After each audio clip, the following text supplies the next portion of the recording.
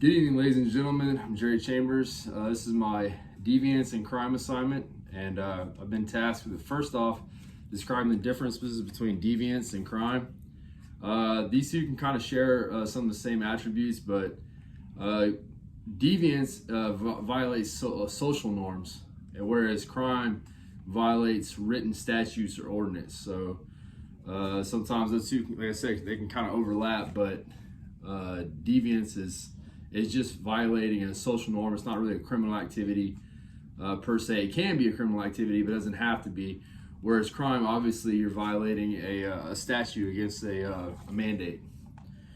So the next, my next task in the assignment is to analyze crime from each of the three main sociological perspectives. And so the first one we have is functionalism. And that's it's been defined as deviance is seen as a normal part of society in functionalism. So one of the things that functionalism does is it reaffirms norms. It can be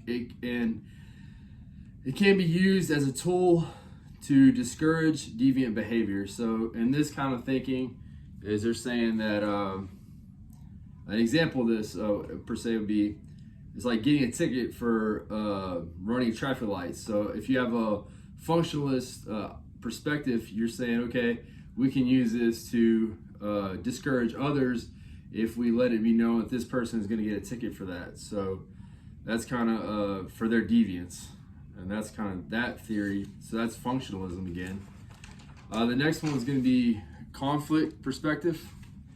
And in this theory, deviance is viewed as any behavior that threatens the interest of the wealthy of a society. And an example of this would be people, migrant workers that come over here from a different country. Sometimes it's been known that larger corporations or companies in general will hold their paperwork, kind of hold them hostage per se.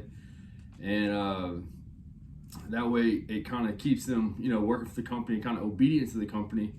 But that kind of stuff, obviously, it's going to later on can encourage their deviance or unlawful attitude, and they're just trying to survive. So that's again, that's conflict perspective.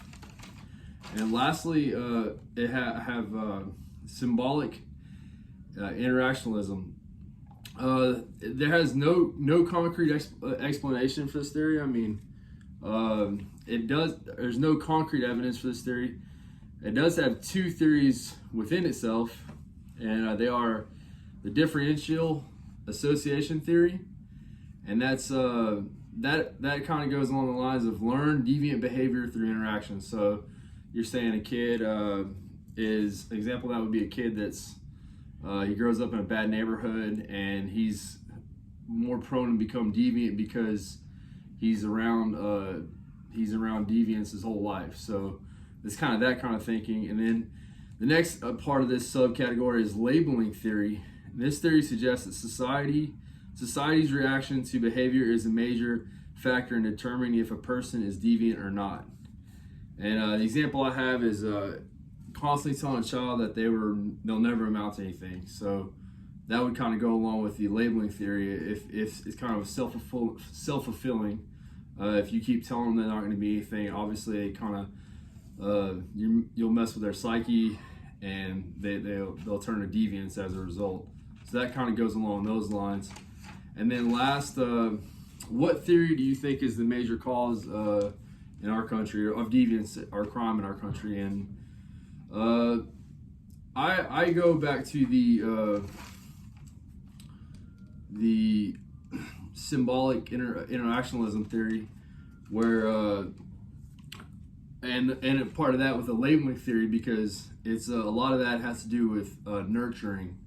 And some of the work that I was able to find, some of the research actually was it has to do with the British birth cohort study, and that's a study that occurred after World War II, where they studied over time. They eventually studied over 70,000 children for roughly over 70 years.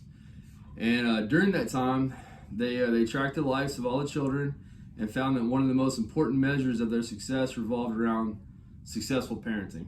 And So, and that goes back to the labeling theory.